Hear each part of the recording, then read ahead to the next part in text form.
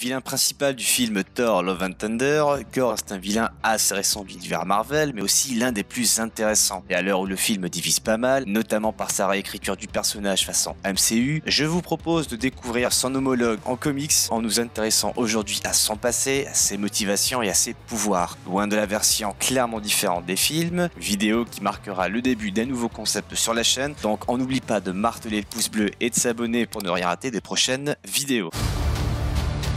The only ones who gods care about is themselves.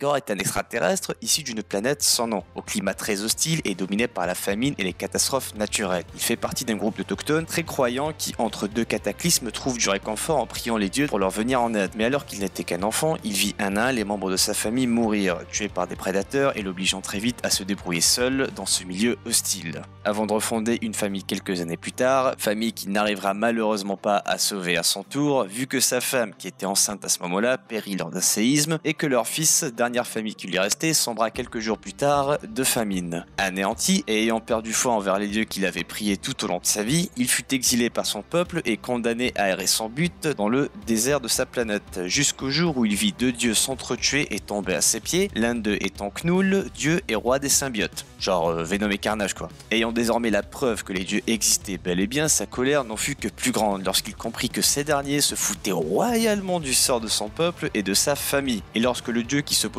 à Knull lui demanda de l'aide, Gorr, qui avait passé sa vie à prier sans que personne ne lui vienne en aide, se jura de se venger et de massacrer tout dieu qu'il croiserait sur sa route. Se saisissant ainsi d'un fragment de noirceur qui traînait là afin d'achever les deux divinités, il se rendit très vite compte que cette roche était en réalité un symbiote, s'étant imprégné de la haine de Gorr avant de s'attacher à lui pour en faire l'égal d'un dieu. Boucher était né. So this is my vow.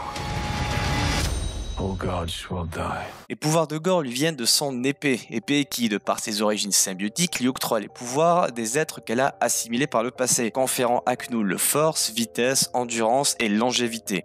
L'épée, forgée par Knull, qui s'était lui aussi donné pour mission de débarrasser l'univers des autres divinités, trouva en Gorr un allié de choix, se nourrissant des émotions négatives de ce dernier pour devenir plus puissante et donc, par extension, faire de Gorr l'un des personnages les plus puissants de l'univers Marvel. Des millénaires de maniement de la nécrolame conférèrent à Gorr une habilité lui permettant de défier des dieux de la guerre sans aucun problème, devenant également un expert de la torture, sans oublier un tas d'autres capacités, par exemple la lévitation, une régénération accrue, mais aussi sa capacité à manipuler les ténèbres, lui permettant entre autres de forger de nouvelles armes, de projectiles, de remplacer des membres coupés, de disparaître, de se créer des ailes, des armures, voire même des serviteurs. Et même si je doute fort que le film abordera tous les aspects du boucher, en particulier son lien avec les symbiotes, son périple de 2000 ans à massacrer des panthéons entiers de dieux, ou son combat dantesque contre 3 Thors de différentes temporalités, oui c'est arrivé, j'espère en tout cas vous en avoir appris un peu plus sur ce personnage et vous avoir donné envie d'en découvrir plus que ce que le film nous proposera. Surtout que les premiers retours ne semblent pas très concluants. Et vous alors ? Que pensez-vous de Gorr, le boucher des dieux, mais surtout qu'avez-vous pensé de Thor Love and Thunder? Rend-il justice à ses personnages ou est-ce juste un pétard mouillé? L'espace commentaire est, comme d'habitude, à votre entière disposition. On n'oublie pas d'ailleurs de liker, de partager et de vous abonner si ce n'est pas déjà fait, cela m'encourage vraiment à sortir des vidéos plus régulièrement et en attendant, on va se dire à la prochaine, ciao.